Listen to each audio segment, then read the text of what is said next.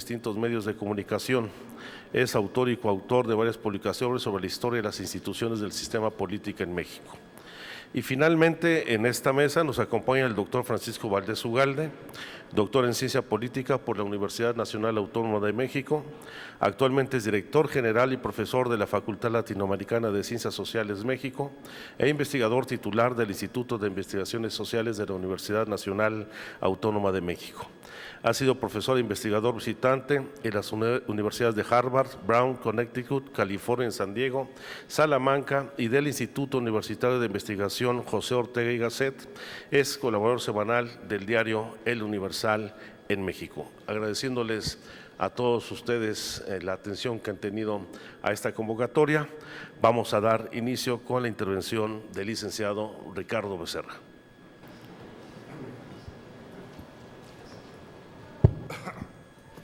Bueno, pues muy buenos días todavía.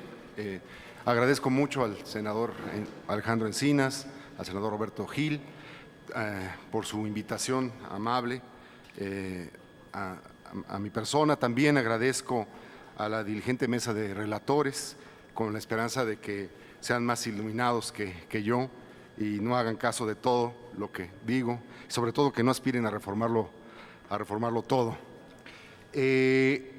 Yo quisiera proponer una lectura previa a la propuesta que pueda contextualizar la pertinencia, o más bien que pueda demostrar la pertinencia de la idea de los gobiernos de coalición. Voy a tratar de explicar mi posición, que es más que mi opinión, es una decisión común que lleva más de 2 años en el Instituto de Estudios para la Transición Democrática y que ya produjo un pequeño volumen llamado Equidad Social y Parlamentarismo, que por cierto tuvimos el honor de ser presentados por el senador Encinas. Nuestro presidencialismo no es solo ni principalmente un estadio histórico, político o constitucional. Por sobre todas las cosas es un estado mental de los mexicanos, que nos hace propensos a estudiar, encuadrar, seguir obsesivamente al Poder Ejecutivo a costa de ignorar o desdeñar otros fenómenos, acaso más importantes y de mayores consecuencias para el sistema político. Por desgracia, nuestra ciencia política y quienes se dedican a ella, nos dedicamos, no han estado exentos de esta deformación decimonónica. Recuerdo los últimos y aún esperanzadores años 90. Toda la atención y toda la imaginación política del gremio, de los medios, de los políticos y del país, se volcaba a la posibilidad del cambio en el poder presidencial, es decir, a la alternancia en el Ejecutivo Federal. Ya para entonces había ocurrido y estaba ocurriendo un montón de novedades que modificaban todos los días y de un modo duradero nuestra realidad estatal. La Cámara de Diputados acababa de romper la mayoría del partido del señor presidente y por primera vez una suma de partidos forjaba una alianza mayor por sobre la bancada del revolucionario institucional. En aquellos años sumaban ya 10 congresos locales que habían equilibrado la representación y cuya mayoría no respondía al gobernador en turno. Los municipios, entre ellos los más importantes del país, ya eran un archipiélago plural ocupado por las combinaciones más disímbolas. La Ciudad de México había sido ganada en elecciones legítimas por la izquierda y casi todas las metrópolis, de Jalisco a Monterrey y de Tijuana a Mérida, pasando por Veracruz o por Torreón, también habían mutado de partido gobernante y en la variedad y composición de sus cabildos. Pero lo que esperaba nuestra politología, nuestro pensamiento político, lo que de veras importaba, lo central era la alternancia, con mayúsculas, en el poder presidencial. No hay duda que se trataba del fenómeno esperado, más vistoso, espectacular y convincente a ojos de una opinión pública impaciente. Toda la oposición y sus ideólogos conspicuos en el año 2000 cargaron sus tintas e hicieron de la alternancia el objetivo supremo y casi único. De modo que el síntoma válido e irrecusable de nuestra democratización, lo que valía de veras la pena, decían, reside en el cambio de color en el Poder Ejecutivo. A la distancia, ya podemos decir que todo eso era parte de nuestro presidencialismo mental. Pero el triunfo y la práctica del presidente Fox no hicieron más que profundizar la exageración con trazos a ratos alucinados. Él se encargaría de resolver el conflicto chiapaneco. Él eliminaría la corrupción del gobierno nacional. Él modificaría el papel de México en el concierto mundial. Él pavimentaría el desarrollo de una sociedad 70 años empequeñecida por los gobiernos del mismo partido. El problema Donde radica la alucinación histórica es que justamente a partir del año 2000 esas aspiraciones fueron menos ciertas que nunca. Jamás desde los años 30 el poder presidencial fue más débil y acotado. Su antecesor, el presidente Zedillo, pudo contar con una mayoría en el Senado los últimos 3 años de su gobierno. El presidente Fox, en cambio, no tuvo esa suerte nunca. Es más, no tuvo ninguna de las 2 cámaras. Y por si fuera poco, Fox empezó sitiado por una veintena de gobernadores que no eran de su partido.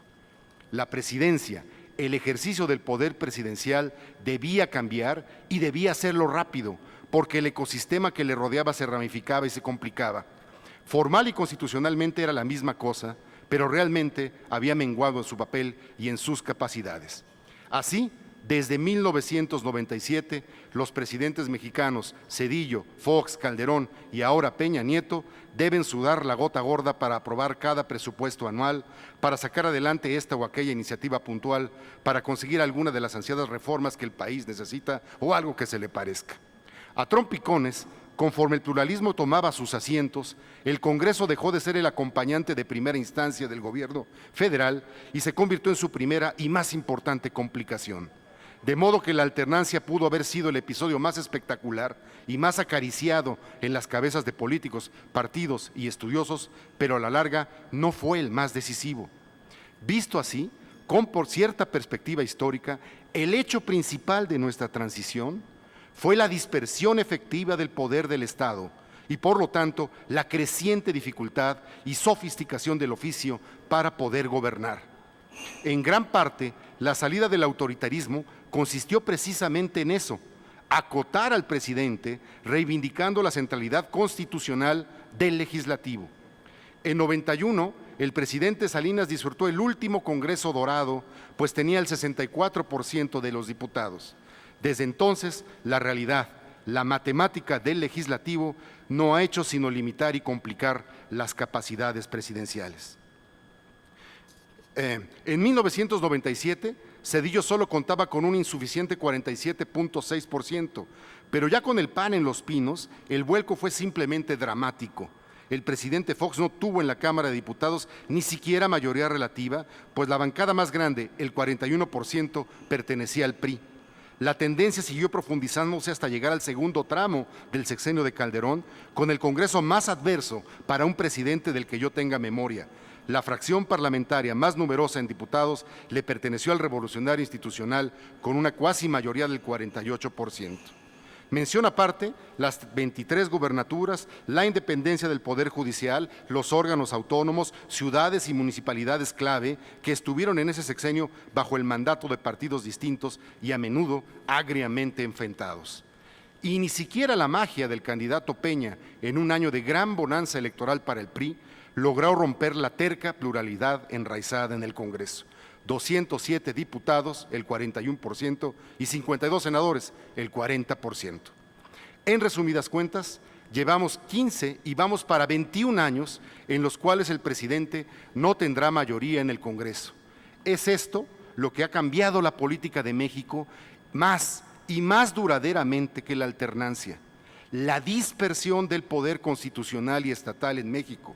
Ese fenómeno que nuestra politología hegemónica no ha valorado como se debe y el hecho que nos tiene hoy aquí discutiendo e imaginando un cambio en el régimen político constitucional. 2, muy rápido. Allí radica el enorme tino del Pacto por México y el enorme tino de esta mesa. El problema central no es electoral. No es en la manipulación de los tubos y palancas electorales donde está la respuesta a los problemas políticos de México, ni dobles vueltas que polarizan ingeniosamente, ni cláusulas de gobernabilidad que arrojan mayorías artificialmente. El tema central de nuestra época es el régimen político y más precisamente la construcción constitucional de mayorías. 3. Lo que es más, sostengo que el vilipendiado pacto es el programa de cambio más importante y que más trabajosamente ha logrado confeccionar la democracia mexicana. Los compromisos pacticios son un fruto extraño de las lecciones políticas mexicanas de 3 lustros para acá y su concentrado devino en un amplio programa sostenido por una sorpresiva coalición que, por buenas y malas razones, habían estado históricamente agarrados de la greña.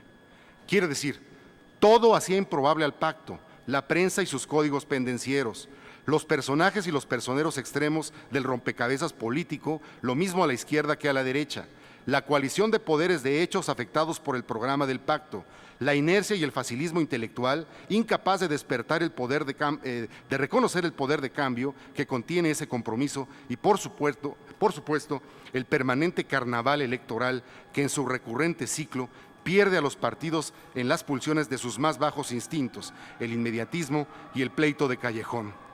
Pero, como decíamos, hay algo más que milita en contra del pacto: nuestro presidencialismo constitucional y mental, o sea, el libreto y el escenario en el que se mueven los actores.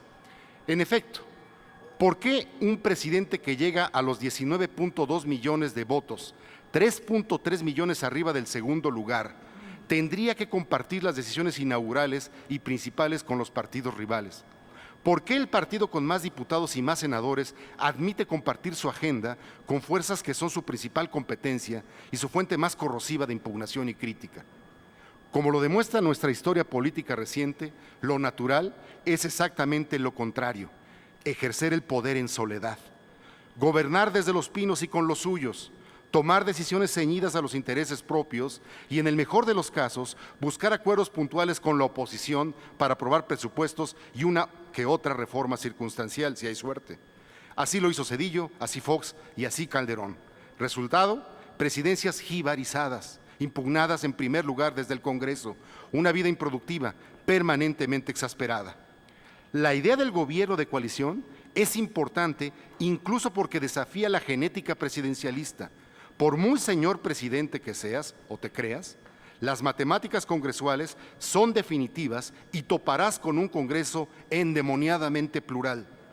México lleva ya 15 años subido en un tío vivo donde los poderes constitucionales jugaron a vencer por sorpresa o a la obstrucción mutua, justo porque nunca fue elaborada una plataforma de entendimiento y de conversación política como el pacto.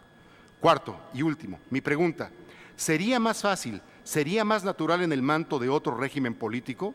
Respuesta: no solo más fácil, no solo natural, sería obligado en un régimen parlamentario. Para empezar, no habría necesidad de tejer coaliciones incómodas o hasta espurias en el proceso electoral. Cada partido acude a las urnas con sus propias fuerzas y ellos son reflejadas en ambas cámaras, mientras más exactamente mejor. El votante no elige a su presidente por un lado y sus legisladores por el otro. La boleta que constituye a los poderes representativos es una, y ese es el origen del poder de la formación del gobierno. El partido más votado lleva mano. Si obtuvo mayoría, puede gobernar en solitario, pero si no lo obtiene, cosa que nos ha pasado en las últimas 3 elecciones presidenciales, entonces debe acudir en busca del partido o los partidos que juntos garanticen una coalición de gobierno. Como ven, aquí la entrada en negociaciones no solo es legal, tiene además el deber de ser pública e ineludible. Pero la negociación es más sólida que la del pacto. En primer lugar, porque no se trata de redactar un documento con 95 puntos para presentar ante la prensa, sino un verdadero programa de gobierno común con validez constitucional y que debe ser conocido por todos los poderes públicos. Y más, ese programa se expresa en carteras de gobierno, en posiciones dentro del Ejecutivo representativas de las fuerzas coaligadas.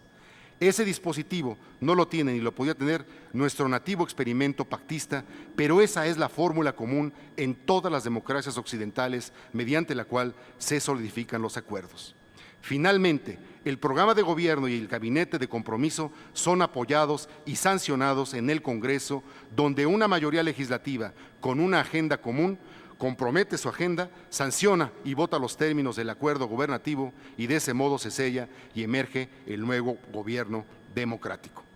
No es una fórmula infalible, sé que es muy difícil, pero no podrán negar nadie que se ajusta bastante bien a las necesidades y problemas de nuestra democracia realmente existente. Hace 3 lustros que la votación nacional se reparte a tercios, irregulares y fluctuantes, pero cuyo resultado neto es la falta de mayorías. Lo que quiero decir es que nuestro presidencialismo y la cultura que produce hace rato que está rebasada por la realidad material de la política y que, en efecto, el pacto resulta una criatura difícil, incluso difícil de imaginar en esa estructura legal y mental.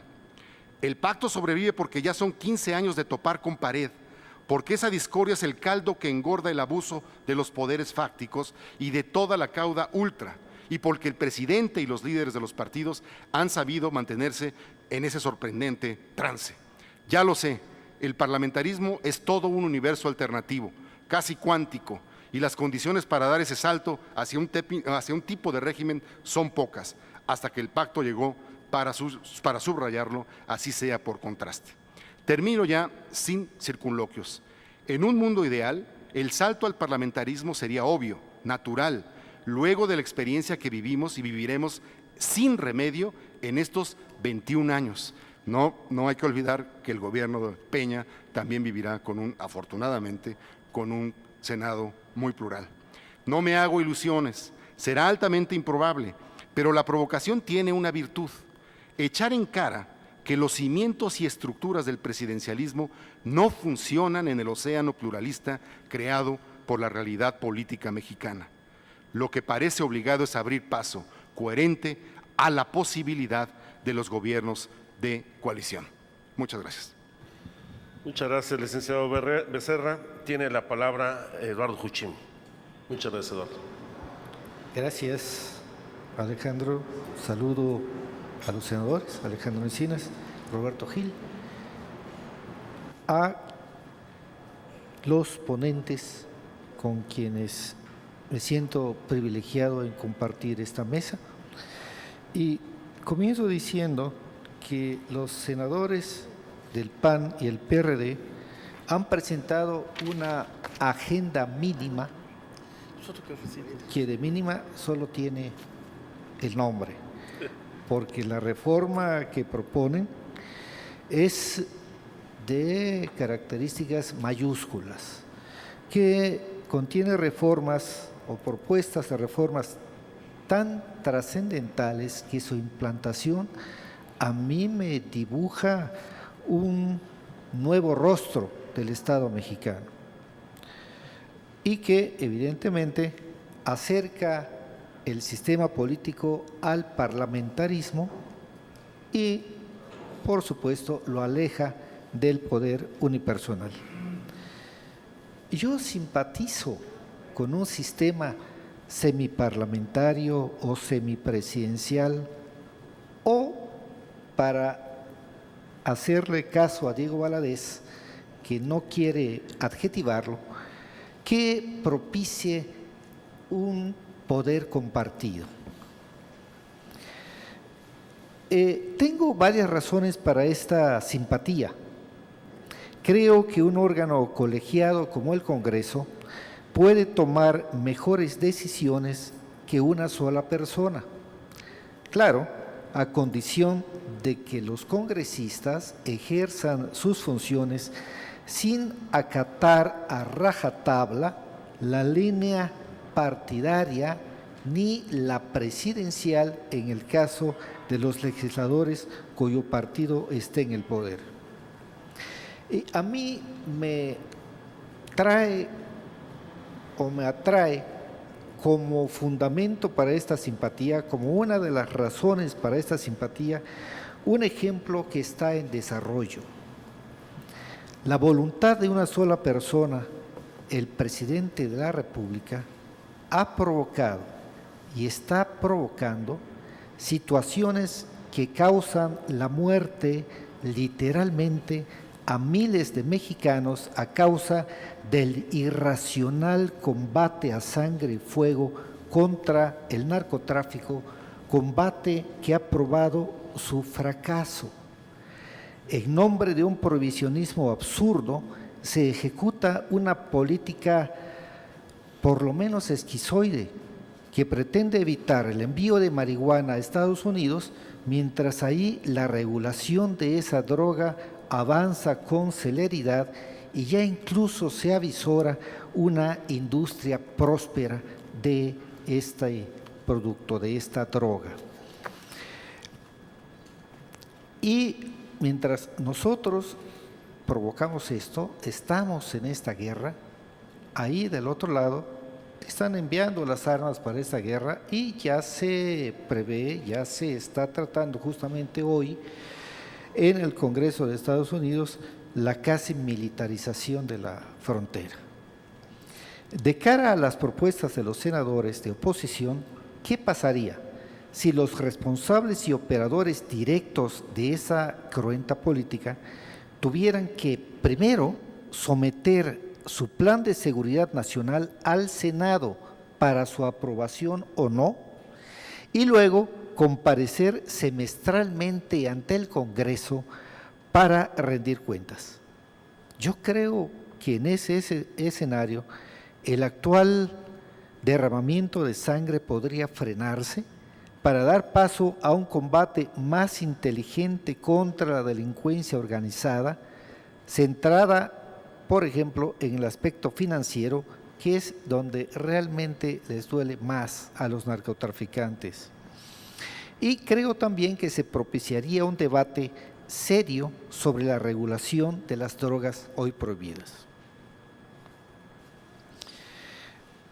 El tema específico de esta mesa es la segunda vuelta y los gobiernos de coalición. La segunda vuelta en la elección de presidente y gobernadores, concretamente, lo que busca evidentemente fortalecer a los poderes ejecutivo federal y estatal en caso de que ninguno de los candidatos obtuviera la mayoría absoluta. Este fortalecimiento se lograría mediante la reducción del número de contendientes a solo los que hubiesen obtenido la mayor votación, que serían los participantes en la segunda vuelta.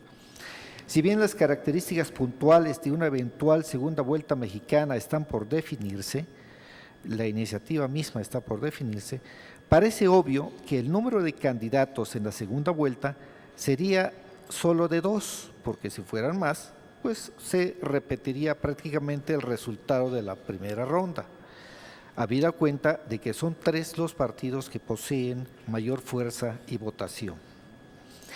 La fortaleza derivada de la segunda vuelta otorgaría mayor legitimidad y permitiría mayores posibilidades de gobernabilidad, sobre todo en casos como la elección presidencial de 2006, en que la diferencia entre el primero y segundo lugares fue poco más de medio punto porcentual.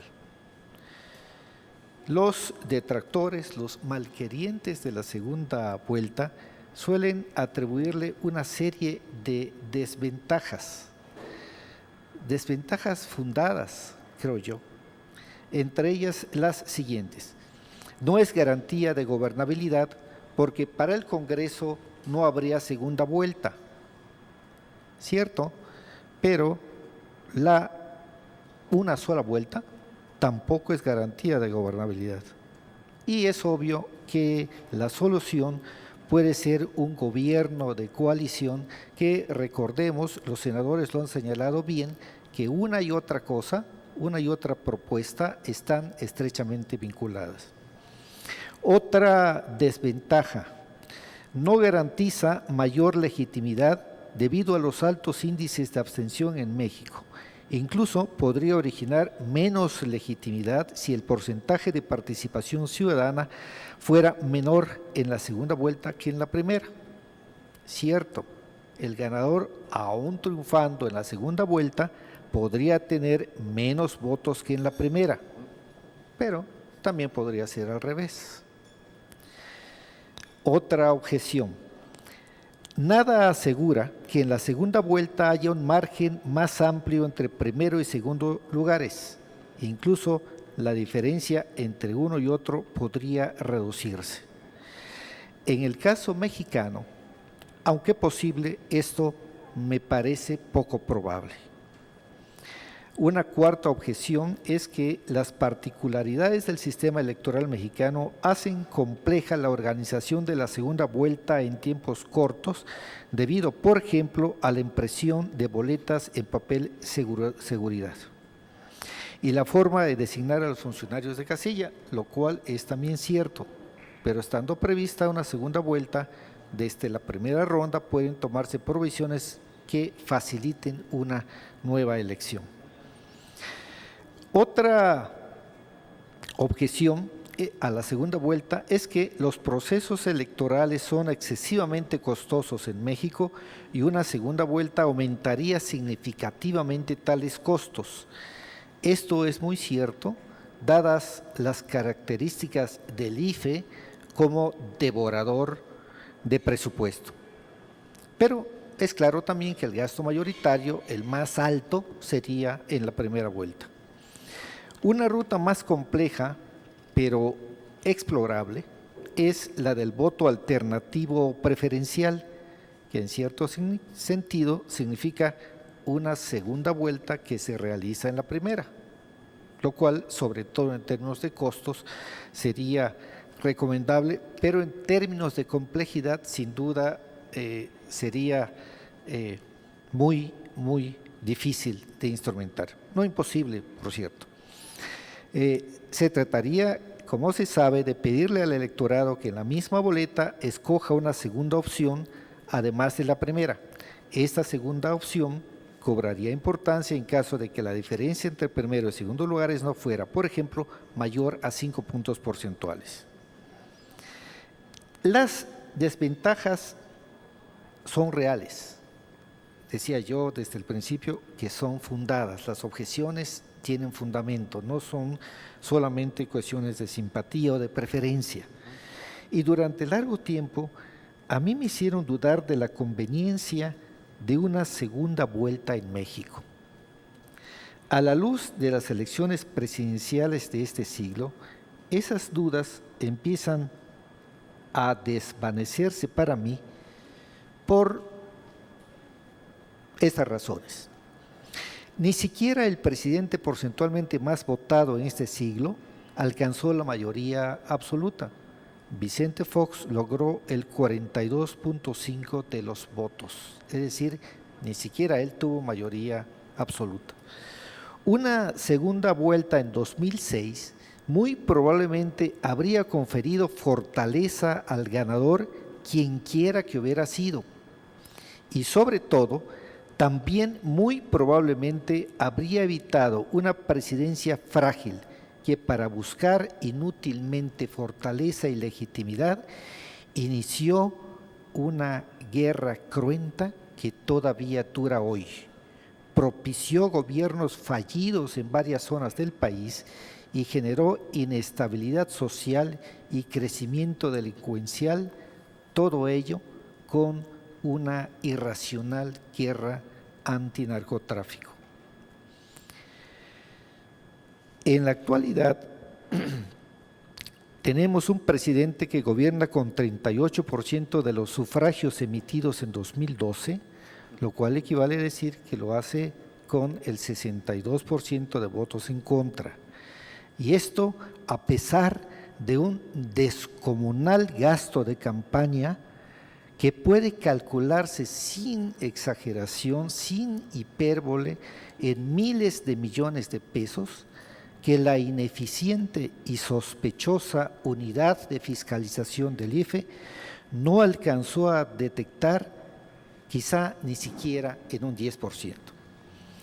Debido a estas razones, mi conclusión es sí a la segunda vuelta, aún consciente de que carece de atributos taumatúrgicos y aun cuando sí tiene desventajas fundadas, pero a mi juicio superables. En la materia electoral y también en otras no hay fórmula perfecta y creo que la segunda vuelta es un riesgo que vale la pena correr. Gracias. Muchas gracias, Eduardo. Tiene la palabra el maestro Adrián Layú. Buenas tardes. Muchas gracias a los senadores por la invitación. Realmente me da mucho gusto estar en esta mesa. Y escribí algo y nada más antes de eso quería decir que efectivamente como la lista de reformas, la agenda mínima es muy larga, es difícil poder aclarar que hay ciertas cosas en esa lista que funcionan bien y que uno puede decir, bueno, esto es una buena idea si suceden las otras. Y que verlas aisladas es un poco un problema. Y con eso justifico lo que voy a decir, porque me voy a meter en temas que no son parte de esta mesa, pero que tienen consecuencias sobre lo que se discute en esta mesa. En la introducción al razonamiento de la agenda de reforma política que nos enviaron a quienes fuimos invitados a estas mesas, los senadores convocantes centran la atención en la creciente distancia entre representantes y representados. A esta primera preocupación se le suma una segunda en la relación entre el Poder Ejecutivo y el Poder Legislativo, como si una fuera independiente a la otra. Sin embargo, no lo son. Hoy hay una intranquilidad fundada por lo que podría parecer la reconstrucción de un sistema hiperpresidencial como el que tuvo nuestro país durante la segunda mitad del siglo XX.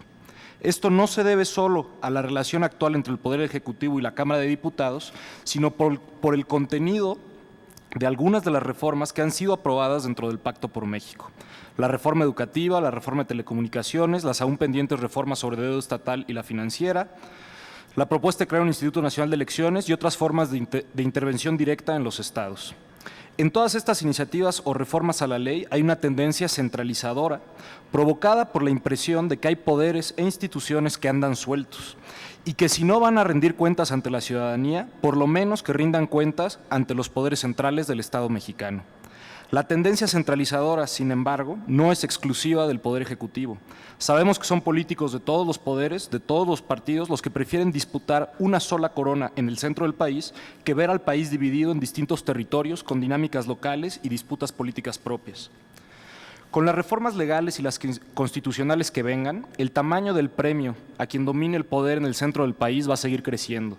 Y por ello se proponen un conjunto de reformas al sistema político que pretenden obligar al Ejecutivo a negociar más con el Poder Legislativo. Sin embargo, el legislar sobre la negociación con la ratificación y sanción del gabinete, la aprobación de un programa de gobierno por las dos cámaras y el nombramiento de un jefe de gabinete no reduce en sí el poder del Ejecutivo ni fortalece en sí al Legislativo, ni detiene la tendencia centralizadora. Y claro, tampoco acerca la relación entre representantes y representados. Lo único que harían dichas reformas sería prever la posibilidad de una negociación que solo sucedería si y solo si se conjuntan tres eventos. A, el partido en el gobierno tiene minoría. B, el gobierno calcula que le conviene más una coalición de mayoría que un gobierno de minoría. Y C, el gobierno encuentra razones para formalizar una coalición legislativa que también podría existir de manera extralegislativa, como ahora demuestra el Pacto por México. Lo realmente curioso sobre la hipótesis de estos tres eventos es que casi se cumplen a cabalidad hoy en día sin que se haya legislado al respecto. El partido en el gobierno tiene minoría y prefirió tener una coalición de mayoría con un programa en el Pacto por México que ser un gobierno de minoría que construye mayorías caso por caso. El gobierno no tiene una agenda unipartidista y al menos en la Cámara de Diputados ha contado con la disciplina de su coalición legislativa. A su vez, y en contraste, los dos gobiernos anteriores no sufrieron tampoco de parálisis legislativa, sino que optaron por ser un gobierno de minoría que pagó políticamente, iniciativa por iniciativa, a los partidos de oposición. En contraste, el escenario más preocupante y perfectamente posible es la construcción de una mayoría unipartidista que no requiera de ningún tipo de coalición en ninguna de las cámaras. Esto, sumado a la tendencia centralizadora, a la cual hoy hay poca resistencia del centro del país porque unos y otros tienen la presunción infundada de que desde el centro todo se hace mejor, abriría seriamente la posibilidad de la reconstrucción del régimen hiperpresidencial de partido hegemónico. Leyes que regulen la ratificación y sanción del gabinete, el nombramiento de un jefe de gabinete y la aprobación de un programa de gobierno en las dos cámaras no frenarían esta posibilidad, incluso harían lo contrario, motivarían el fortalecimiento de la disciplina interna del partido en el gobierno. Por estas razones, la discusión sobre el régimen político debería de suceder al revés. En vez de pensar en soluciones basadas en la distinción entre el sistema presidencial y el sistema parlamentario, deberíamos de pensarlas en la distinción entre un poder legislativo suficientemente fuerte para afectar la composición y actuación del poder ejecutivo, sin importar si el sistema es más puramente presidencial o si tiene ciertas características parlamentarias. Hoy sabemos, gracias a diversos estudios, que los gobiernos de coalición son casi tan comunes en los sistemas presidenciales como en los sistemas parlamentarios. Es decir, no son las reglas del parlamentarismo las que obligan la construcción de coaliciones explícitas y públicas, sino la distribución del poder legislativo entre los partidos políticos. Entre menos partidos políticos hay en el Congreso, menos razones se encuentran para proponer una coalición estable. Entre más partidos hay en el Congreso y más pequeño el partido en el gobierno, más razones hay para formar un gobierno de coalición. Sé que esta es la pesadilla de quienes creen que los gobiernos solo pueden gobernar con mayorías unipartidistas. Y les preocupa el riesgo de la parálisis legislativa. Pero estos mismos estudios muestran que es más probable la parálisis legislativa en un sistema presidencial cuando hay menos de 4 partidos efectivos en el poder legislativo que cuando hay más de 4 partidos. Es decir, el multipartidismo y el presidencialismo son una buena combinación, y lo son en particular si son muchos los partidos en el Congreso y no pocos. Los históricos partidos de oposición bien saben que el multipartidismo moderado que tenemos hoy se lo debemos a las reglas de representación proporcional en el poder legislativo. Sin ellas, es difícil imaginar cómo es que la oposición al partido hegemónico del siglo pasado hubiera conquistado a tal velocidad tantos espacios legislativos. La representación proporcional como instrumento de la pluralidad, sin embargo, le dio la vuelta a 2 instrumentos de fondo que fueron la base del la no reelección y el sistema de registro nacional de partidos. Estos 2 instrumentos fueron la base del sistema de partido hegemónico y hoy son la base de nuestro multipartidismo moderado, centralizador y lejano de sus representados. La no reelección le da poder a las cúpulas partidistas sobre quienes quieren hacer carrera política. Y el sistema de registro nacional de partidos hace aún más difícil intentar hacer una carrera independiente y en particular independiente de las cúpulas del poder nacional. Es decir, aquí me freno rápido, me he brincado una parte, pero mi preocupación central no es que no tengamos mayorías o que no se construyan coaliciones, sino que lleguemos otra vez a un momento en donde no se necesiten construir coaliciones y tengamos otra vez un presidente con una mayoría unipartidista. Y la mejor manera de frenar esa posibilidad es desarmando los instrumentos que permitieron la construcción del partido hegemónico, que fueron la no reelección y la desaparición de los partidos locales y regionales. Con partidos locales y reelección existe el riesgo de lo que aquí en el DF nos gusta llamar feuderalismo, pero sin la galvanización de disputas locales, sin políticos locales con poder independiente al centro, los representantes no solo no van a representar a sus representados, sino que no va a cambiar la relación de fuerzas entre el legislativo y el ejecutivo. Si no le damos cierta independencia a quienes hoy están en el poder legislativo, ya sea del presidente de la República, en el caso del partido en el poder, o de las cúpulas de los partidos, sobre todo en el caso de los diputados y no tanto en el caso de los senadores, van a seguir habiendo legisladores que simplemente hacen de su chamba disciplinarse a sus cúpulas. Mientras suceda eso, no van a haber muchas razones para que el Poder Ejecutivo negocie con el Poder Legislativo. Las coaliciones necesitan reconstruirse desde la forma en la que se construye la representación. Y si tenemos el Partido Democrático de Zacatecas que quiere presentar 2 diputados federales, el Partido Democrático de Zacatecas no necesita demostrar que tiene un regidor en Yucatán ni un candidato a diputado local en Baja California. Simplemente manda 2 diputados federales. Esos 2 diputados federales no le van a servir mucho por sí solos, sino se van a integrar a una bancada que va a ser parte de una coalición más amplia. Si no rompemos el control del centro sobre la política local, no extendemos nuestro multipartidismo a algo más que la disputa que hoy existe entre los 3 partidos más grandes por el control del centro. Y la mejor manera de tener un presidente, un sistema presidencial que construya coaliciones porque tiene que construirlas, es teniendo más de 4 partidos en el Congreso.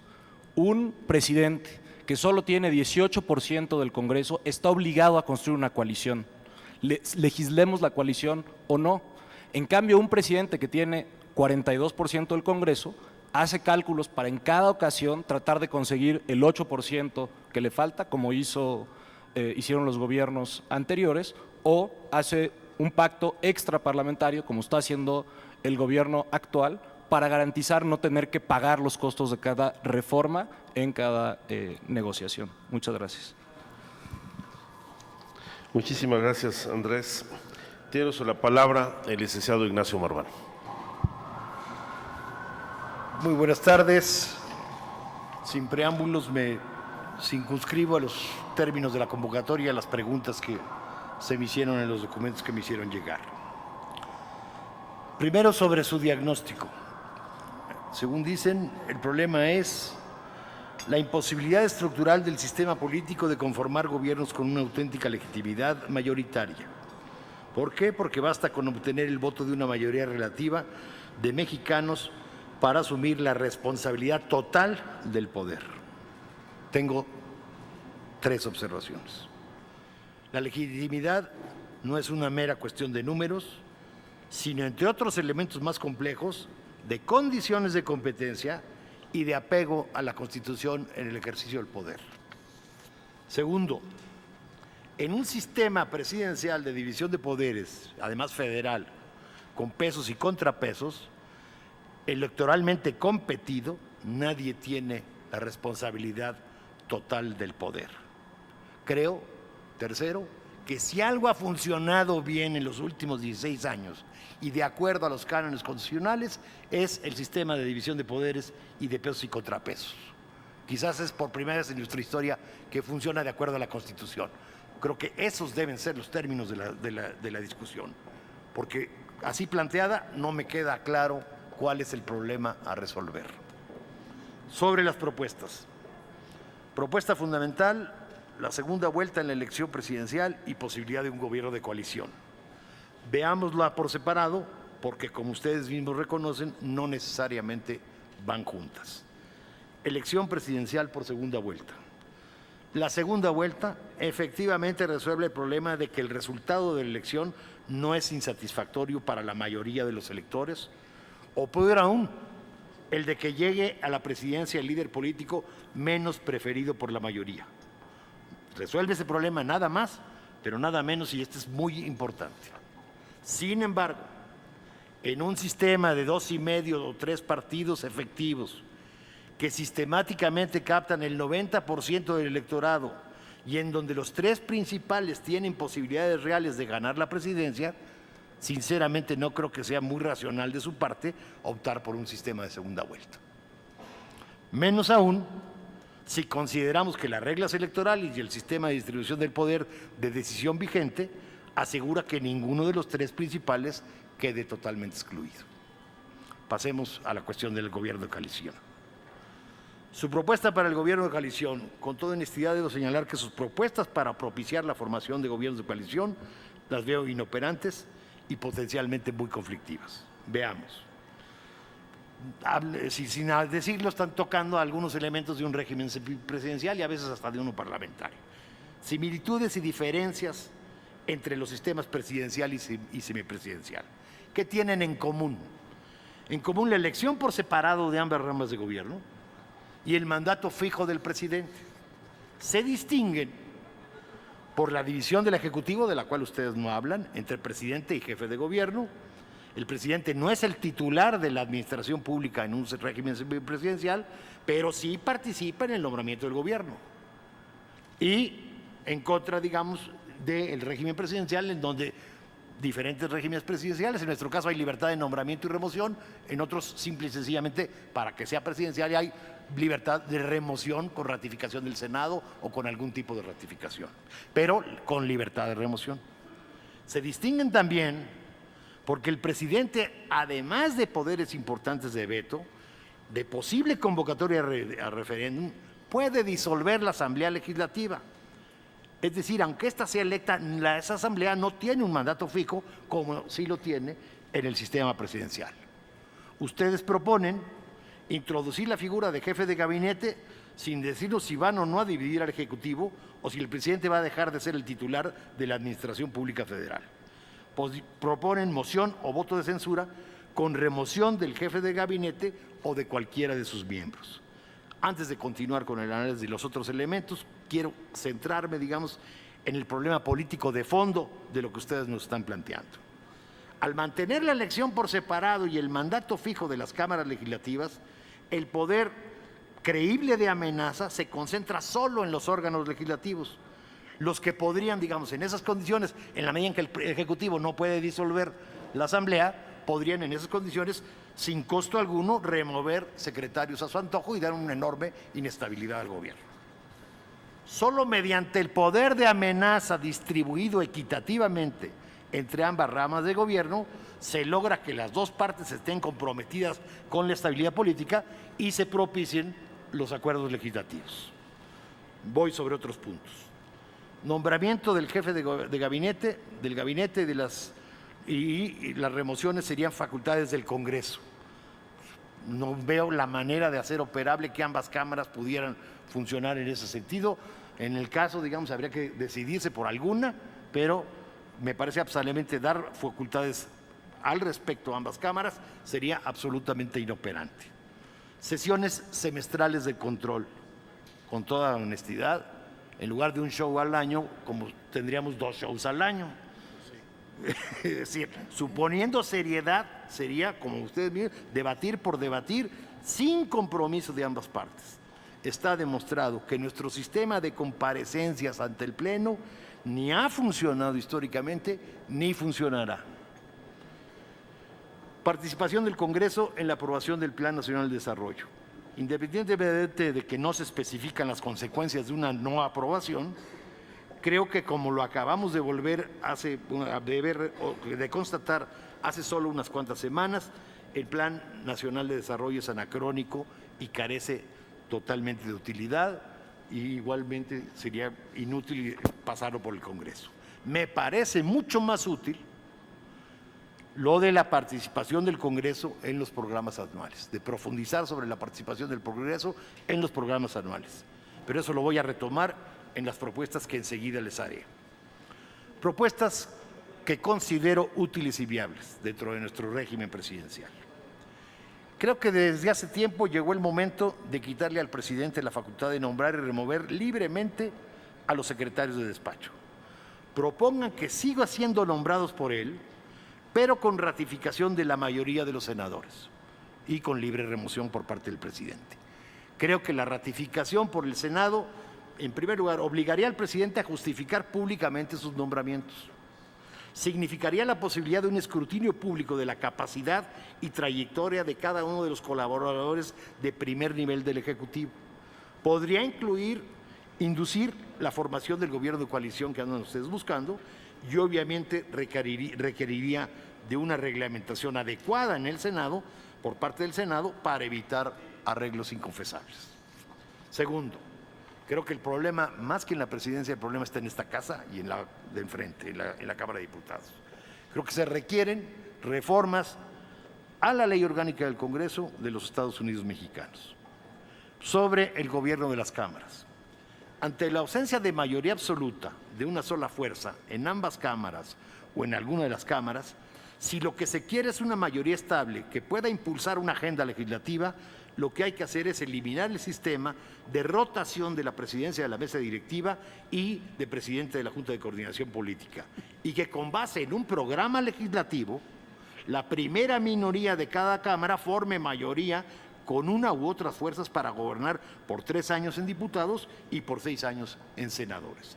Esto debe ser acompañado de un fortalecimiento y reorientación de las comisiones ordinarias de ambas cámaras. Para que nuestro Congreso cumpla cabalmente con sus funciones, las comisiones de ambas cámaras requieren una reingeniería mayor. De comisiones legislativas, organizadas fundamentalmente o esencialmente solo para dictaminar iniciativas, deberían atender su función sustancial de fiscalizar al Ejecutivo. Para ello es necesario, primero, obviamente presupuesto y profesionalización. Adoptar la reelección puede ayudar, sin lugar a dudas, a la profesionalización, pero no es pretexto que no haya reelección para no dar, digamos, un sistema de profesionalización, cuando menos del personal de las comisiones. Desarrollo de las facultades que constitucionalmente les corresponden para fiscalizar al Ejecutivo. Me refiero particularmente a las que pueden derivarse de la fracción 30 del artículo 73, las llamadas facultades implícitas, que sirven para hacer efectivas todas las facultades constitucionales que tiene el Congreso. Con base en ello, y no necesariamente en el 93, se puede desarrollar un sistema adecuado de fiscalización, de citar a comisiones, de vigilancia del Ejecutivo de manera más estrecha. Y tercero, consolidar o fortalecer, es decir, establecer incluso la opinión vinculante, o al menos una opinión formal y sistemática de las comisiones ordinarias en la aprobación del presupuesto de su secretaría o entidad correspondiente del Ejecutivo. Con la simple instrumentación de esto, se lograría lo de la aprobación de los programas anuales que ustedes proponen y se consolidaría, digamos, un sistema en donde no solo las comisiones estén retrasadas o buscando cómo hacer dictámenes que no se hacen, sino un trabajo permanente y profesional de seguimiento y vigilancia sobre el Ejecutivo, sobre su parte, digamos, correspondiente en el Ejecutivo. De verdad, muchas gracias por su atención y quedo a sus órdenes para cualquier aclaración. Gracias. Al contrario, Ignacio, muchas gracias. Toca el turno al doctor Francisco Valdés Ugalde. Bueno, muchas gracias. Muchas gracias al grupo de senadores que lanzó esta iniciativa, una iniciativa muy pertinente y oportuna para discutir este documento y esta serie de puntos que han planteado para lo cual nos han convocado. Y también pues agradezco mucho estar con estimables colegas que pues ya me han antecedido en el uso de la palabra y han dicho muchas cosas que yo quisiera no repetir, por lo cual voy a ser un poco más selectivo en mi intervención. En primer lugar, creo que es necesario llamar la atención sobre una cuestión temporal, pero creo que es de fondo. Hace 2 décadas estamos haciendo foros, hace 2 décadas estamos haciendo consultas sobre reformas políticas y sobre reformas de régimen. Tuve el honor de encabezar las que se realizaron en el Instituto Nacional de Estudios Históricos de la Revolución Mexicana, los foros para la revisión integral de la Constitución. Ahí se generaron más de 3.500 consultas a sectores y personas y organizaciones. Se produjo un informe acerca de los distintos problemas de la debilidad constitucional del régimen político y lo que ha sido más característico en este largo periodo de tiempo, al que me refiero lleva un poco más de una década, pero si nos remontamos a las reformas de los años 90, pues estamos hablando ya de casi un cuarto de siglo en que estamos discutiendo reformas del régimen político, sin llegar a acuerdos de fondo. Me parece que este es un primer elemento preocupante y creo que el Senado de la República y el Congreso de la Unión en general debería hacerse cargo también de esta característica que ha tenido nuestro desarrollo político.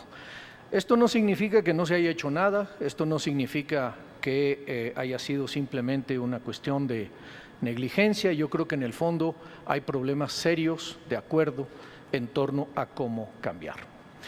Yo quisiera tocar la problemática que se nos convoca hoy a partir de un punto que me parece preocupante en el panorama contemporáneo de las democracias, particularmente de las democracias incipientes. La separación que se está produciendo entre lo social y la política. Creo que lo que ha pasado en Brasil en los últimos días es altamente relevante y preocupante, particularmente en un país que no solo ha logrado crecer, sino que además ha estado gobernado por lo que podríamos llamar las fuerzas alternativas a las formas tradicionales de gobernanza en ese país. Hay entonces un problema de fondo en esta relación que yo creo que en el caso de México se manifiesta en 3 elementos fundamentales. Primero, en un pluralismo que llegó para quedarse. Me parece que la pluralidad de la sociedad mexicana que se ha manifestado electoralmente a partir del año 97 como punto de partida es una pluralidad que se ha tendido a expandir.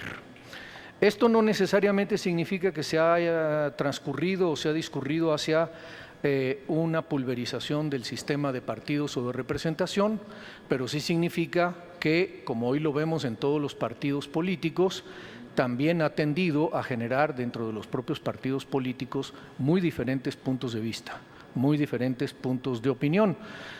Por ejemplo, hay partidos que han propuesto al mismo tiempo el gobierno de coalición y la reafirmación del sistema presidencial en el mismo partido. Y esto es un elemento que preocupa porque entonces no solamente hay un problema de acuerdo y de pluralismo dentro de los órganos de gobierno, sino también en las propias corrientes políticas. El segundo concepto es el problema de la representatividad. La representatividad es un elemento central, ¿por qué? Porque es lo que puede garantizar en un régimen político la cercanía entre quienes ejercen el poder y la representación política y los electores más allá del acto electoral.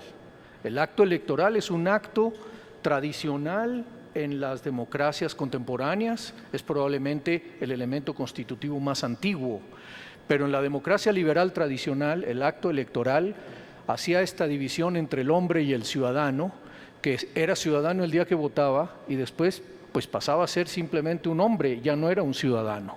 Es decir, ya no intervenía más en las decisiones políticas del ejercicio del gobierno.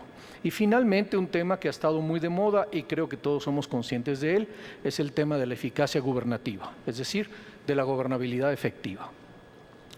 ¿Cómo hacer entonces para que los órganos del poder del Estado sean representativos de la soberanía, no únicamente en el acto electoral, sino en el ejercicio del gobierno, para que sean eficaces y para que respeten el pluralismo?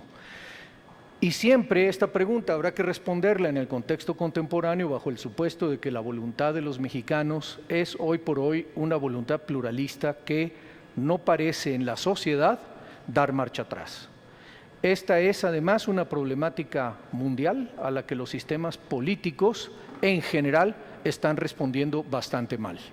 Frente a situaciones de crisis, frente a situaciones de extremos, frente a situaciones de una transformación profundísima de las sociedades, los sistemas políticos parecen verdaderas piezas de museo.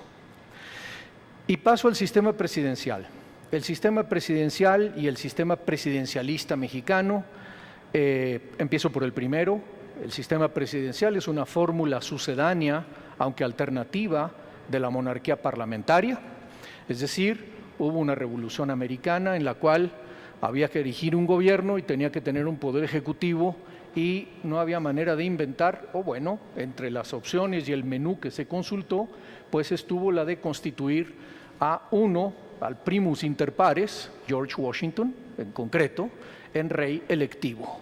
Y de ahí, y en buena medida gracias al temperamento de George Washington, fue posible que esto se mantuviera efectivamente como un rey electivo, porque no faltaron las fuerzas que incluso llegaron a ser cercanas a conseguir una mayoría en que pedían que efectivamente este poder ejecutivo se convirtiera en el equivalente al de un monarca.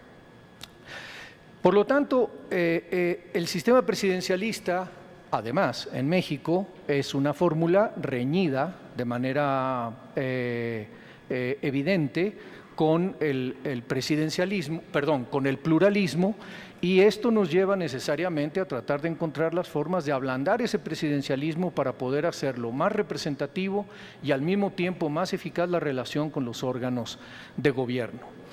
Ello requiere una visión integral en que cada pieza del rompecabezas pueda ordenarse armónicamente con los demás. En esta mesa estamos mirando solamente dos aspectos y naturalmente casi todas las opiniones que podemos vertir aquí, como ya lo han señalado algunos de los que me antecedieron en el uso de la palabra, solo es posible ver la calidad de esa pieza en relación con el funcionamiento del conjunto, porque si no vemos el funcionamiento del conjunto, difícilmente podemos llegar a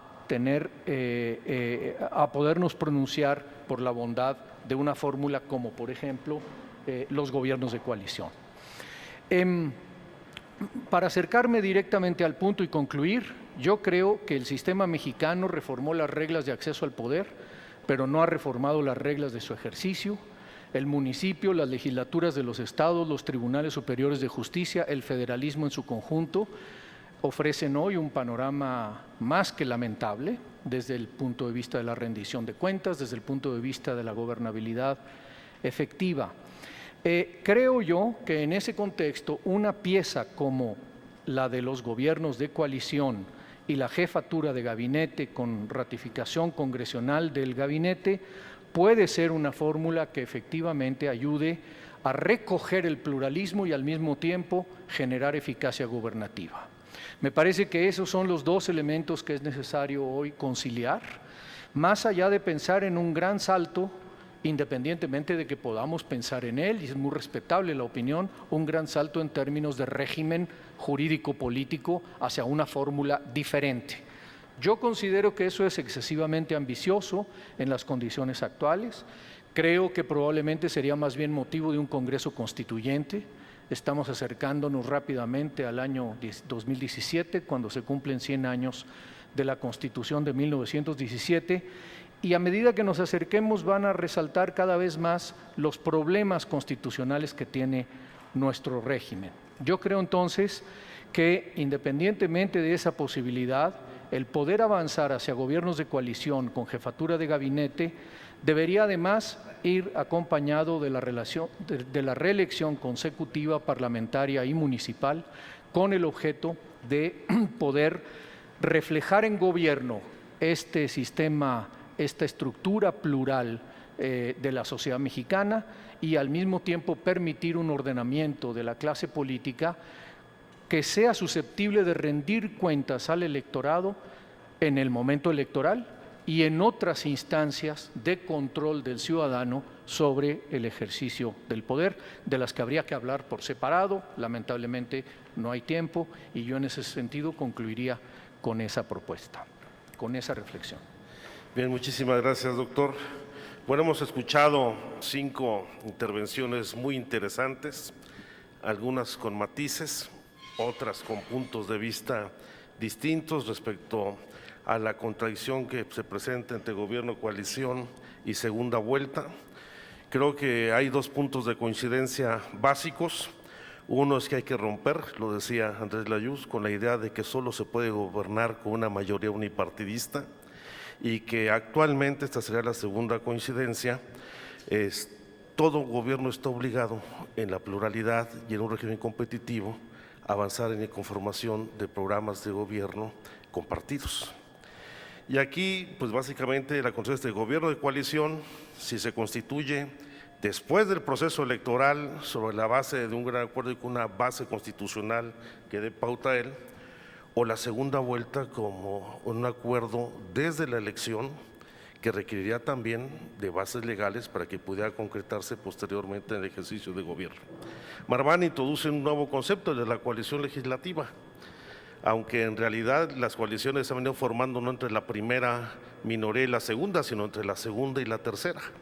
El mejor ejemplo es lo que está sucediendo en el Senado de la República, aunque la reforma tendrá que ir más a fondo, porque lo que tenemos hoy no son, por ejemplo, una Cámara de Diputados, sino tenemos una Cámara de grupos parlamentarios, que creo que ha desnaturalizado la función original del acuerdo que habíamos buscado en la recomposición de los órganos de gobierno en el Poder Legislativo.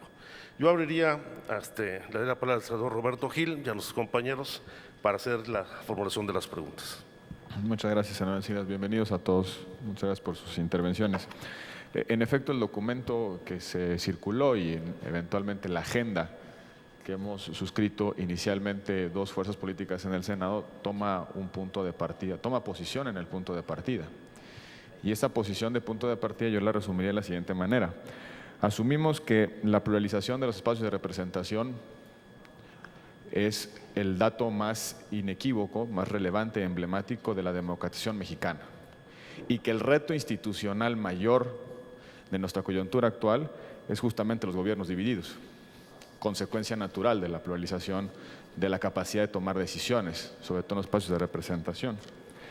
Y la pregunta que nos hemos hecho es si necesitamos o no necesitamos mayorías estables en el Congreso, que hagan y que aprueben un conjunto de agendas que son necesarias para el país. Y en buena medida el Pacto por México es la mayor evidencia de esta necesidad de construir incentivos a la cooperación estable entre fuerzas políticas ideológicamente diferentes que tienen capacidad de incidir en la política pública, pero que, dado los incentivos existentes, sus posibilidades de acercamiento no son tales. Y hay 2 vías para construir mayorías estables en el Congreso. Uno es la vía electoral y otro es la vía del régimen político.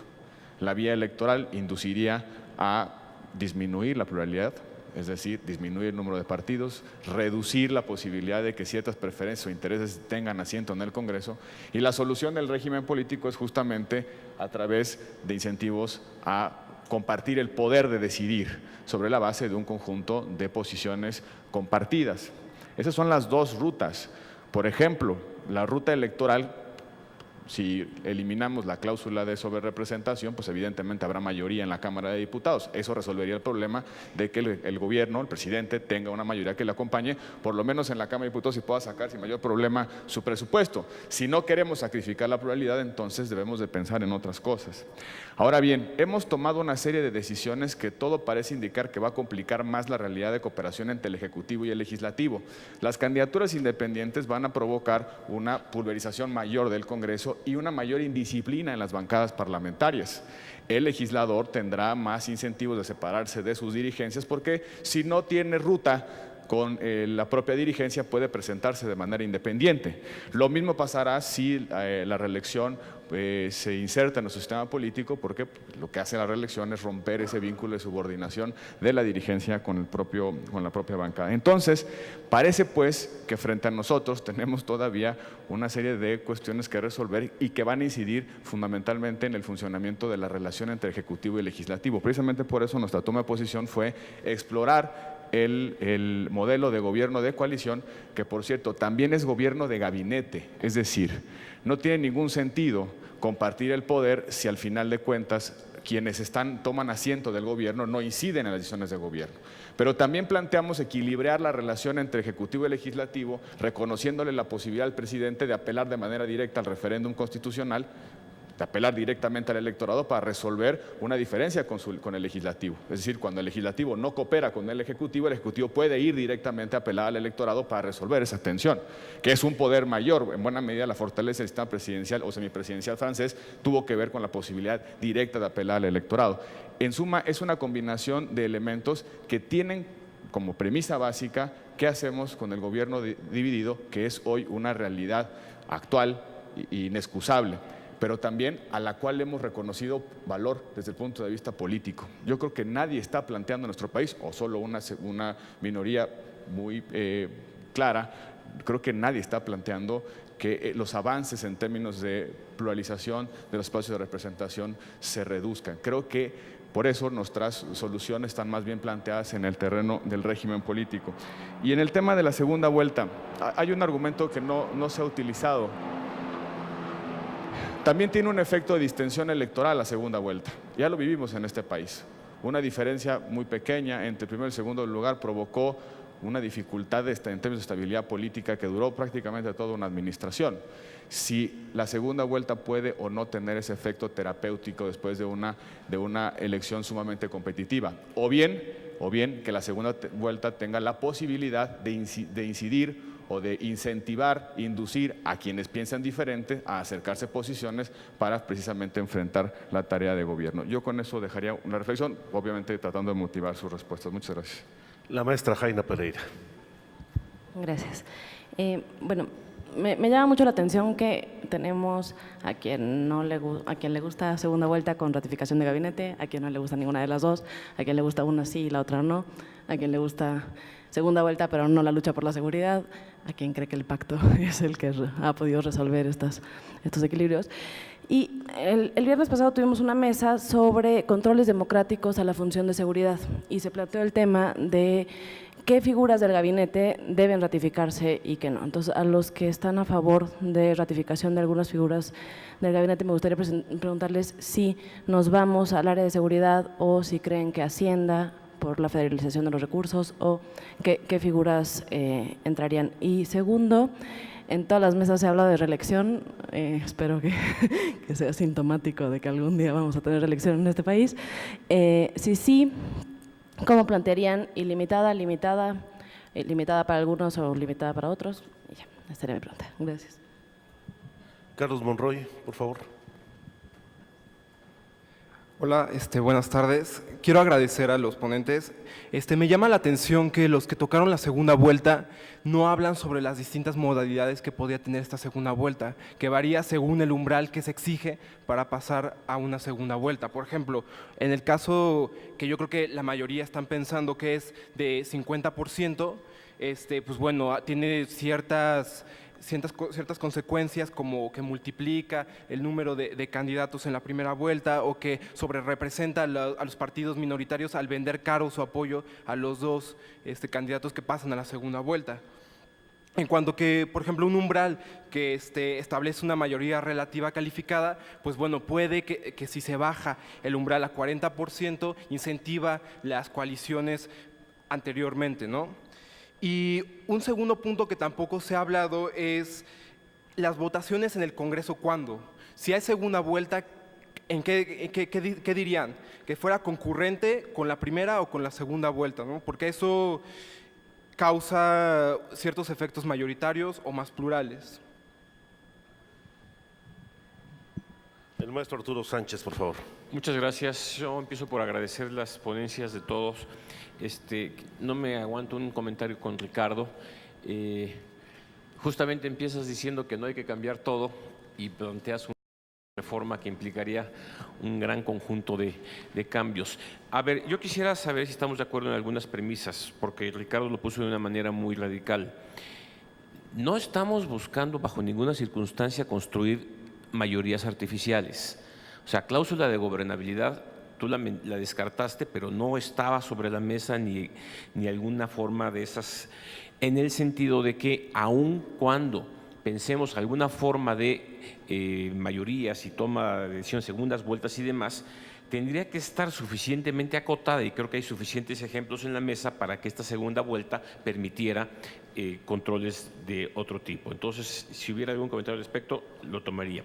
Segundo, a mí me llama mucho más la atención el tema que menciona Andrés sobre la necesidad de integralizar todas las propuestas. Y creo que aquí es el punto que quizás sea más complicado, porque pareciera que cabe segunda vuelta y al mismo tiempo cabe un jefe de gabinete, pero si no se vincula con reelección, con candidaturas independientes, que es un tema que a mí me preocupa mucho en este sentido, y yo diría el mecanismo de fortalecimiento de los partidos, yéndonos a otras partes, pues sí, podrían ser artificiosas estas soluciones.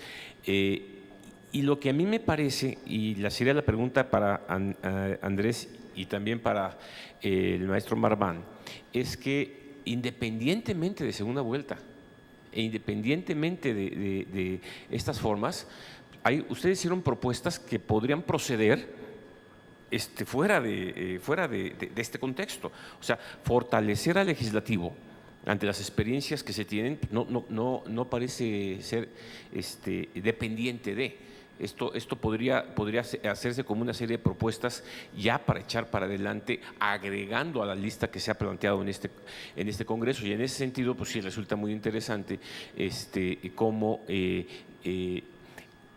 la propuesta del maestro Marván de modificar la ley que regula el Congreso, pues resulta independiente de cualquier otra reforma. O sea, podría ser conveniente independiente de otra reforma. Yo ahí, Nacho, me perdí un poco y me gustaría insistir en que nos ayudaras a insistir en las partes precisas de esta propuesta, porque yo creo que ahí es en donde se desgaja una gran cantidad de posibilidades de fortalecimiento, y que sería fortalecer un poder vis a vis otro, independientemente de las relaciones. Luego,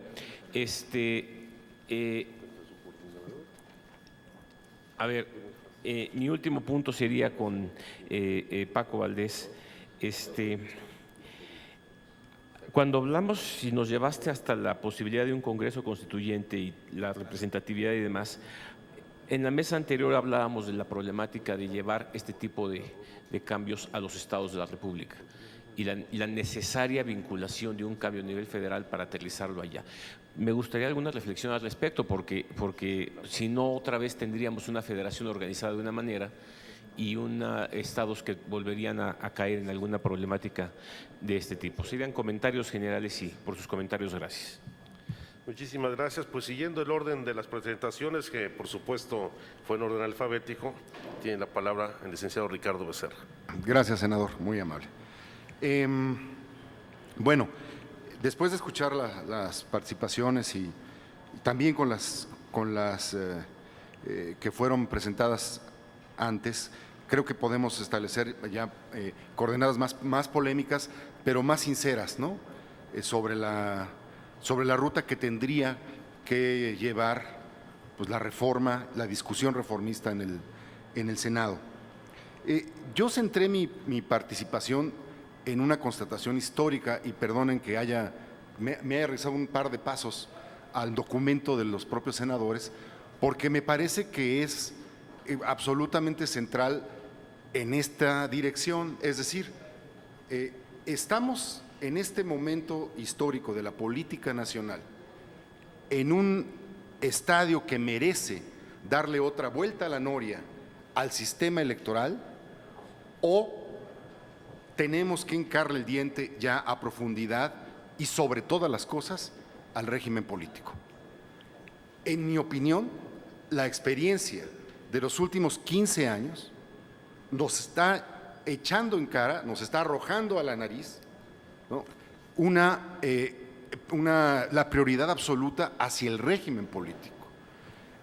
Me gusta mucho el planteamiento de Andrés, porque además me recuerda a Ramos Arizpe y todo, pero yo creo que el problema, como estamos en la realidad política del país, no creo que el tema central sea, por el momento, la falta de pluralidad. Creo que hay que abrir la puerta a los partidos políticos, y que sí sería esa una asignatura importante.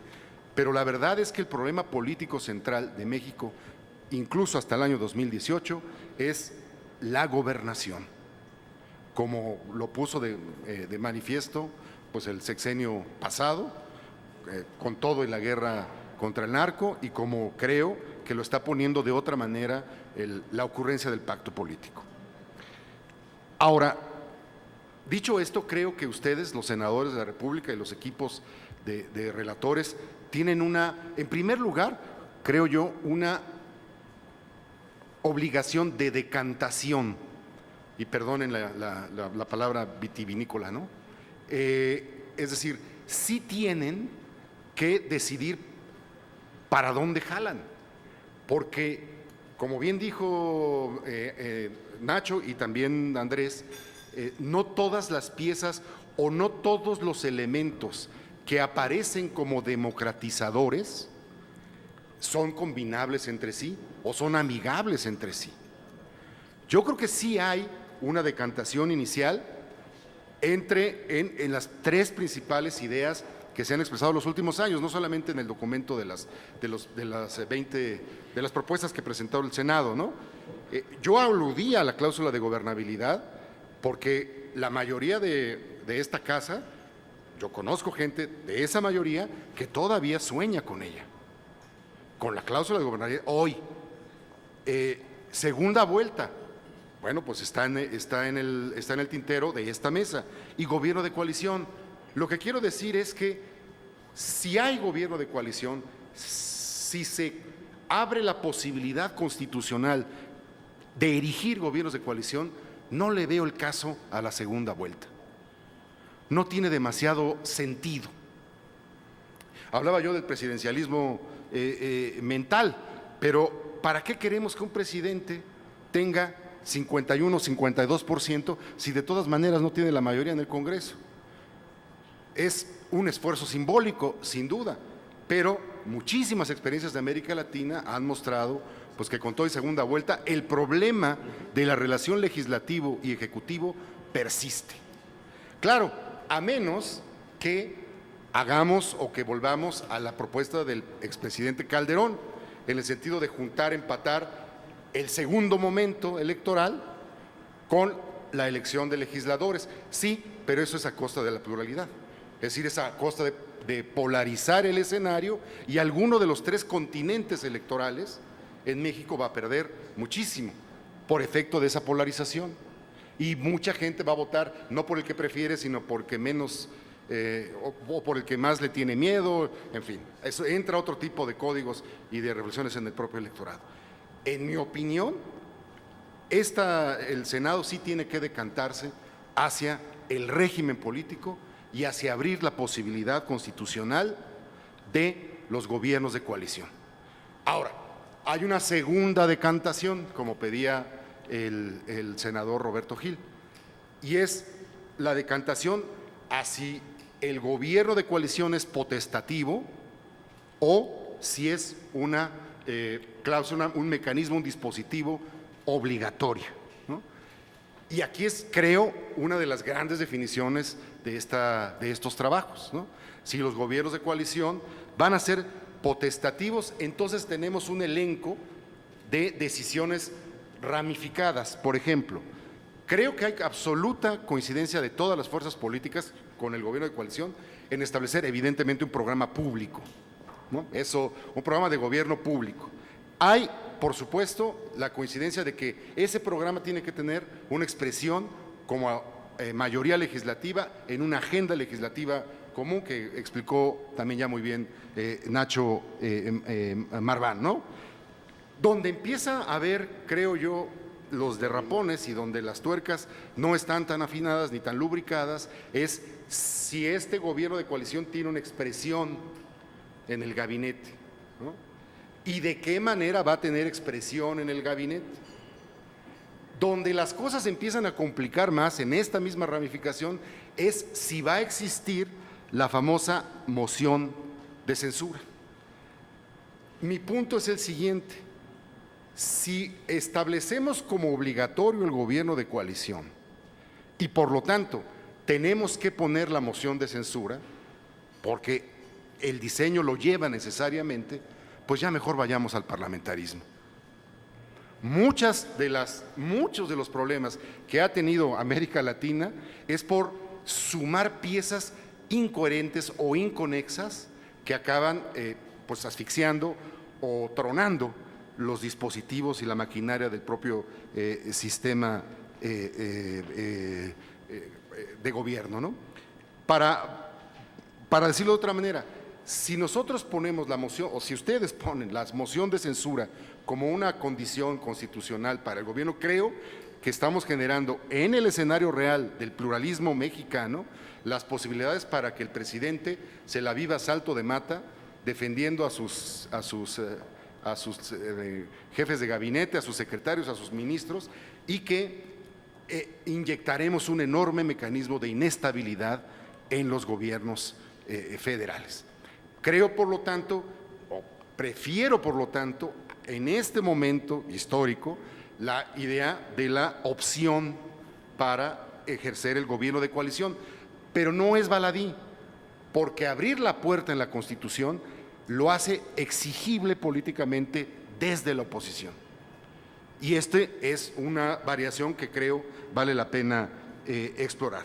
Termino diciendo, lo que me parece que ustedes, relatores, senadores, tienen que cuidar hasta, hasta el último detalle es la coherencia constitucional de las propuestas. No todas son compatibles. No imaginemos la reforma política como un cajón desastre donde caben todas las piezas y todos los elementos. Y también creo hay que, como la recomendaba mucho el recientemente fallecido Albert Hirschman, hay que contener muchísimo las ganas de resolverlo todo, ¿no? O de anticiparse a resolverlo todo en la política. Eso no se puede. Siempre va a haber problemas aquí, siempre va a haber problemas allá. Creo que fórmulas como los que planteó Ignacio Marván ahora ayudan a dar esos pasitos hacia una posibilidad de que el problema de la fractura entre legislativo y ejecutivo tenga una salida constitucional dentro del régimen político mexicano. Si eso lo hacen, creo que habrán dado un paso muy importante y para mucho tiempo y para el fortalecimiento de la democracia mexicana. Muchas gracias, Ricardo. Eduardo Juchín, por favor. Gracias. Bueno, decía Ricardo, vayamos al parlamentarismo en vez de hacer un régimen híbrido, es la impresión que tengo. Yo digo, pues sí, vamos. El problema es que fuera de esta mesa no habrá muchos que quieran ir. Por Es eso, un presidencialista, no habrá muchos. confeso. No habrá muchos, no, ni siquiera en esta mesa hay muchos que quieran ir al parlamentarismo. Pero yo creo que hay un punto fundamental que está en uno de los documentos que nos hicieron llegar, creo que se llama Razonamiento de la Agenda, que yo creo que no debe desestimarse ni en esta mesa ni en ninguna. Es el desencanto de la población con los resultados de nuestra democracia. A mí me alarmó sobremanera la encuesta de Latino Barómetro, creo que es de 2011, donde mencionaba que había una aceptación importante entre los mexicanos de un gobierno autoritario. La pregunta señalaba incluso lo militar. Sí, este gobierno le resolvía los problemas económicos. Y si no recuerdo mal, había más de un 40% que decía sí. Era uno de los más altos en toda Latinoamérica. Por eso creo que lo que no puede ser es que las cosas continúen como están, que el arreglo institucional siga como está. Ciertamente las propuestas muy puntuales de Ignacio Marván son desde luego atendibles. Yo me imagino que serán reflejadas en la iniciativa, porque también escuché algunas reflexiones como si ya estuviera la iniciativa y no está, es demasiado general el enunciado que da para muchas vertientes. Entonces, por eso no me preocupa mucho en el detalle, porque todavía no se ha llegado a ese detalle a propósito de las preguntas puntuales sobre la segunda vuelta. Decía también Ignacio, comparecencias semestrales, si ya con una no sirve para nada, claro, no sirve para nada en la forma en que se desarrolla. Yo diría, ¿por qué semestrales? ¿Por qué no trimestrales? Mensuales. El ciudadano, para mí, no tiene posibilidad de realmente ser interlocutor, ni siquiera a través de sus representantes, porque sus representantes en el Congreso no lo son. El hecho de que pueda haber una interacción entre el Congreso y el presidente directamente cara a cara, me parece que tendría mucha utilidad.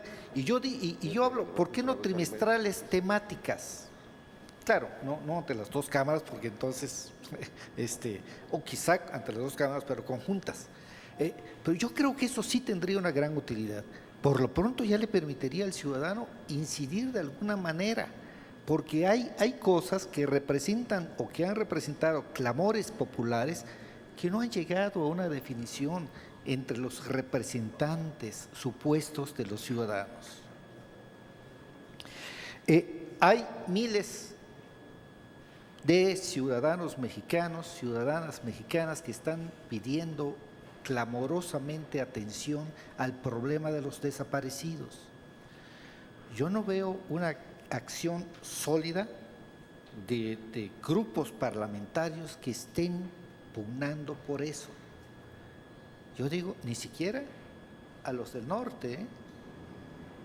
Entonces, en ese sentido, yo veo utilidad a esta interacción entre ejecutivo y legislativo. Francisco Valdés Ugalde recordaba aquellos foros organizados por el Instituto Nacional de Estudios Históricos. Yo tengo una visión diferente sobre aquellos foros. Ciertamente fue de tal riqueza lo que ahí se dijo, lo que ahí se planteó, lo que ahí se propuso, que debió dar para mucho. No dio para mucho, pero yo recuerdo que hubo algunas cosas que son ya realidad actualmente. Tengo muy presente una, porque fue una propuesta mía. Claro, no se hizo porque yo lo haya propuesto, naturalmente, pero que sí se planteó en uno de esos foros, que tenía que ver con la Contraloría de los órganos autónomos que tuvieran un origen externo, que fueran nombrados por la Cámara. Ya está en el IFE. con todos los problemas que se quieran. Hay una confrontación entre el Contralor y el Consejo General, pero yo digo, pues así debe ser. Un Contralor que no entra en conflicto o en discusión con sus revisados, yo creo que no hace bien su trabajo. Es lo natural en naturaleza, no solamente para alimentar el optimismo, recordando a Monsi respecto a Valdés Ugalde.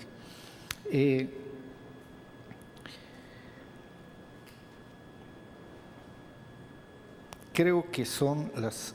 Bueno, algo decía Andrés con relación a los estados, que los estados son un problema mayúsculo en términos de institucionalidad, en términos de cumplimiento de la Constitución, en términos de la división de poderes y, por supuesto, en términos electorales, ¿no? Ya en otra mesa se habló del Instituto Nacional de Elecciones, que allí yo tengo sentimientos encontrados, me salgo solamente en este aspecto del tema. Por una parte, sí, vocación federalista, ¿cómo van a organizar las elecciones un órgano federal?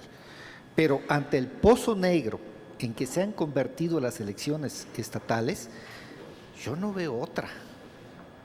Yo no veo otra, porque si tenemos como referencia la reforma de 96, pues ya nos pasamos un buen número de años y las cosas siguen iguales o casi iguales en los estados.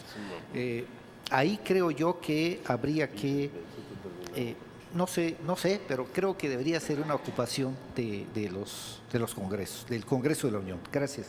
Gracias, Eduardo. Tiene la palabra Andrés Layú. Bueno, creo que las preocupaciones que puse sobre la mesa claramente sí las transmití bien, pero igual y no logré transmitir el conjunto completo. Y creo que lo que vemos es que ya hay una división más en el espectro político, una forma de describir el espectro político es lo que decía Becerra, todavía hay quienes quieren cláusula de gobernabilidad, hay quienes creen, como los que ahorita hablaron, diciendo ya tenemos pluralidad y ya se quedó, y hay quienes creemos que necesitamos más pluralidad. O sea, son tres posiciones diferenciadas. La pluralidad actual no es suficiente, y no solo en términos de representación, sino porque el tamaño de la pluralidad determina la gobernación, o la gobernanza, o la gobernabilidad, cualquiera de esas palabras que les guste. Es decir, la naturaleza de las coaliciones posibles depende del número total de partidos en el Congreso. Es distinto si le decimos pluralidad a un sistema bipartidista, que se lo decimos a uno tripartidista, que se lo decimos a uno de 24 partidos. Se comportan de manera distinta.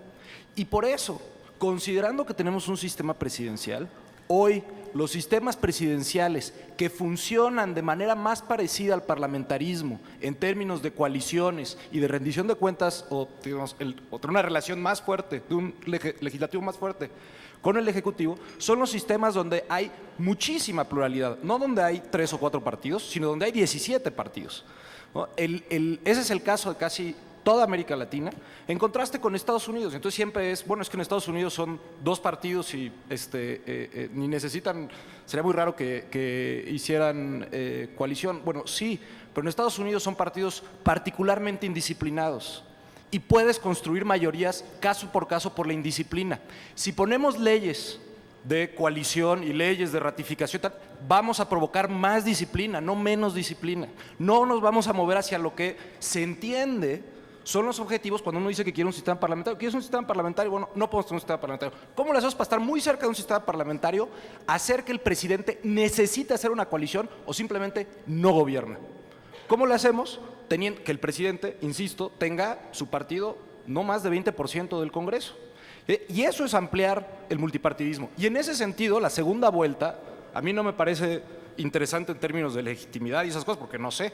En México hicimos un experimento en San Luis Potosí en los 90 con segunda vuelta y pasó lo que decía el maestro Uchim. En la segunda vuelta empezó a votar menos gente que en la primera. Entonces, ¿cuál es más legítima? ¿La primera o la segunda vuelta? Y hacerlo diferido sería el peor error que podríamos hacer, porque justamente el objetivo es pulverizar el Congreso. Y lo que hace la segunda vuelta, entre algunas de sus virtudes, es pulverizar el Congreso. Más personas van a querer participar en la primera vuelta, porque entre más participen es más probable que brinques a la segunda vuelta. Entonces, ¿Qué es lo que pasa? Que hay un cambio importante en la investigación de ciencia política, que hasta mediados de los 90 decía el presidencialismo y el multipartidismo son incompatibles. Lo que vemos hoy estadísticamente es lo contrario. Entre más partidos hay en el Congreso, más estable es el sistema presidencial, y no es cierto que es más difícil construir la coalición para el presidente, al revés. Los integrantes de la coalición, a ser muchos chiquitos, se vuelven intercambiables. Y entonces, un partido tiene un cargo en el gabinete, te peleas con ese partido, bueno, pues entre los 17 partidos habrá otro que tenga el mismo número de diputados y entra en tu coalición un partido sustituto. Es eso lo que ha pasado, digamos, en el caso más obvio es en el de Brasil. Ahora, cuando sucede eso, y en parte tiene que ver con las candidaturas independientes, que creo que no es la mejor forma de pulverizar el Congreso, es decir, ojalá y fuera con partidos chiquitos, funcionan distintos los partidos chiquitos que los candidatos independientes. Se me fue la idea por completo. Pero regresando a la discusión, también hoy en la mesa anterior a Diego Valadez, y ahorita le entró a eso Becerra, y es si se hace obligatorio o no la ratificación del gabinete, por ejemplo. Yo creo que sería un error hacerlo obligatorio, y más cuando tenemos un sistema político con 3 partidos efectivos o 2,5 partidos efectivos en el Congreso. ¿Quieren ver parálisis legislativa? Ahí sí vamos a ver parálisis legislativa. Vamos a ver una oposición que en el momento que pueda va a construir mayoría y va a frenar la ratificación de integrantes del gabinete. ¿Qué va a hacer el presidente? Va a decir, bueno, dejo encargados de despacho y va a terminar nombrando a quien quiere, porque no puede caer el gobierno como sí caería en un sistema parlamentario. Entonces, lo mejor es, insisto, provocar tal dispersión del poder que esa dispersión haga la coalición la única salida para gobernar. Y ya después, si necesitamos legislar, que no estoy seguro siquiera que sea necesario, ¿qué quiere decir que el integrante de un partido esté en el gabinete? No quiere decir mucho más que hacemos un acuerdo público, como se hace en los sistemas parlamentarios cuando hay coalición, y pues en ese acuerdo público incluye que tienes 3 puestos del gabinete. Eso es como que es muy raro cuando se habla de legislación de gobiernos de coalición, porque el gobierno de coalición es un hecho efectivo de la distribución del poder. Es muy raro pensarlo como producto de una legislación sobre coaliciones, en todo caso producto de una legislación electoral, de la segunda vuelta que pulveriza el sistema, y yo digo hay que pulverizarlo más. Entonces, segunda vuelta, hay que poner reglas de proporcionalidad pura en todo el país, con listas abiertas. Y entonces así garantizamos que rompemos las cúpulas de los partidos y mejoramos la representación, pulverizamos el Congreso, que es pues, más o menos como funciona en Brasil, que, insisto, tiene algunas virtudes. Sobre la preocupación de los estados, a mí también me preocupa lo que sucede en los estados. Sin embargo, nuestro sistema federal no es tan federal. Vemos cosas que están muy mal que suceden en los estados, pero si uno lo compara con otros sistemas federales como el argentino, es más desastroso, o incluso como los peores momentos del sistema federal estadounidense. Lo que sí sabemos es que todavía no estamos en un momento en donde no se puedan reventar las peores figuras del autoritarismo local en nuestro país. Nos gusten o no las coaliciones, demostraron que puede haber alternancia en el poder. El problema es cuando no puede haber alternancia en el poder, y la pluralidad es dinámica. Entonces, la pluralidad no llegó para quedarse en este país. La pluralidad en este momento sobrevive. Si el gobierno federal y los gobiernos locales hacen cosas y encuentran formas de darle la vuelta a lo que ha generado la pluralidad, lo van a hacer. Y podemos volver a la hegemonía de partido único porque las bases de ese sistema siguen ahí. No fue lo que desmontamos, no desmontamos las bases de ese sistema hegemónico. Entonces, en los estados, una de las cosas es desmontemos las bases de este sistema hegemónico. Si viéramos en los estados, por ejemplo, partidos locales que representaran intereses locales y no nada más la disputa entre el gobernante y el partido nacional, o sea, no, el PRI y el PRI Sonora, eso es el ejemplo de partidos locales en Sonora. Bueno, pues es que esos no son partidos locales, eso es parte de una disputa nacional y pues tienes ahí otra fuente de recursos y acceso al poder.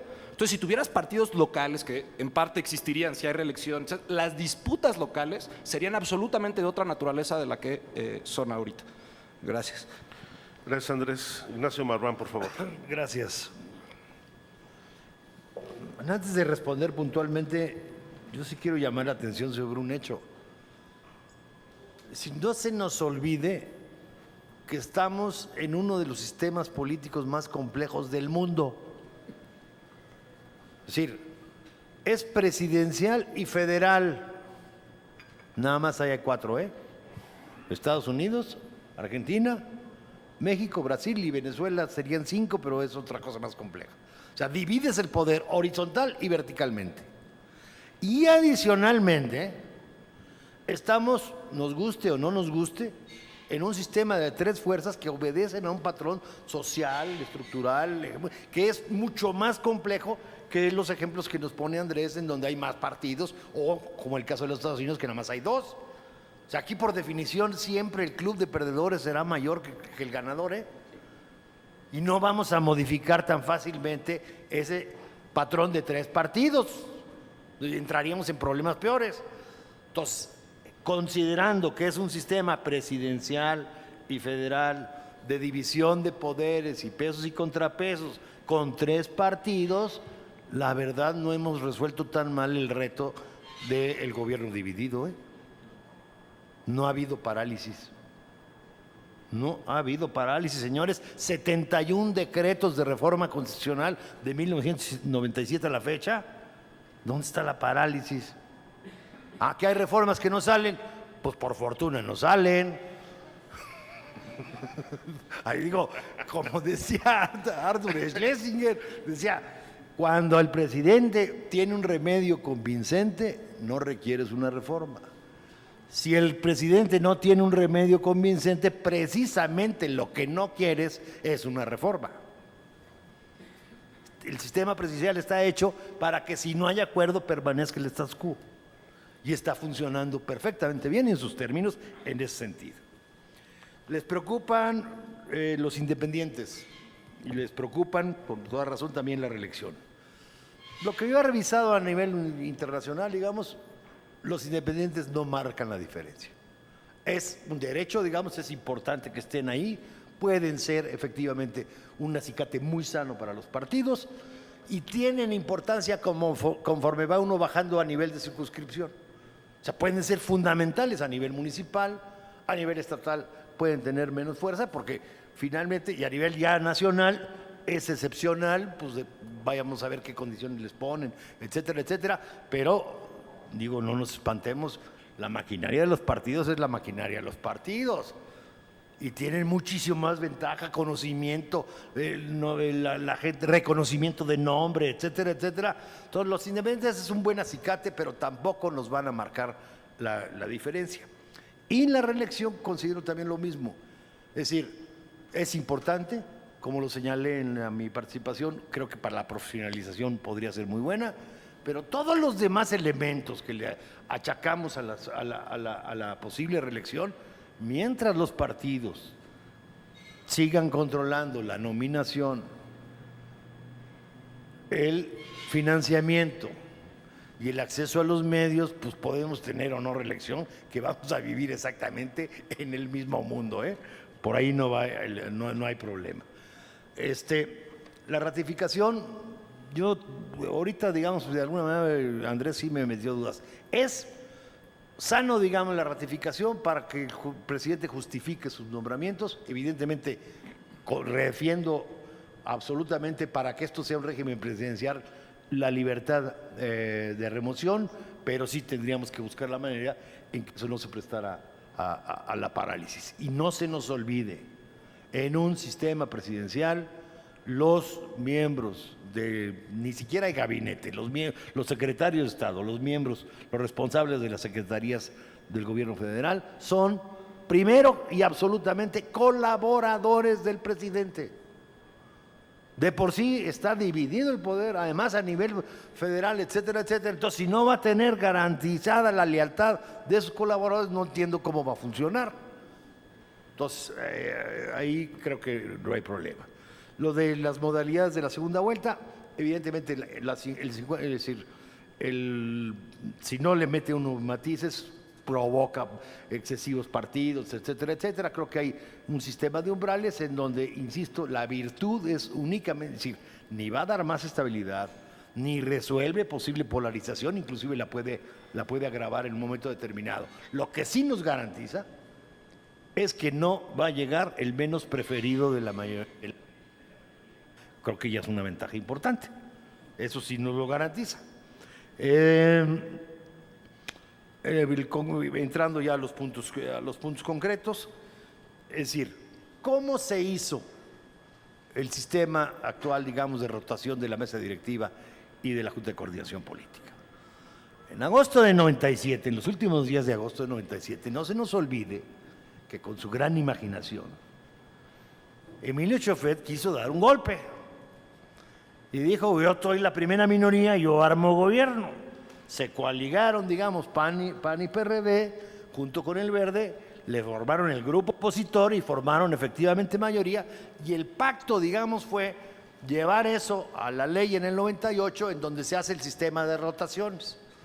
Creo que eso fue muy sano, digamos, en ese momento para resolver una crisis política, para prever algo que no estaba establecido. Sin embargo, evidentemente, no es un sistema que precisamente aliente, ahora sí que el buen gobierno o la estabilidad dentro de la Cámara. ¿Por qué digo que sea la primera minoría, o la mayoría relativa de cada una de las cámaras, la que escoja con quién formar gobierno? Pues para que no suceda lo que pasó en el 97, sino que efectivamente la primera minoría no puede formar totalmente mayoría absoluta, pero puede invitar a alguna de las fuerzas a formar una mayoría, que evidentemente con base en qué lo va a hacer, con base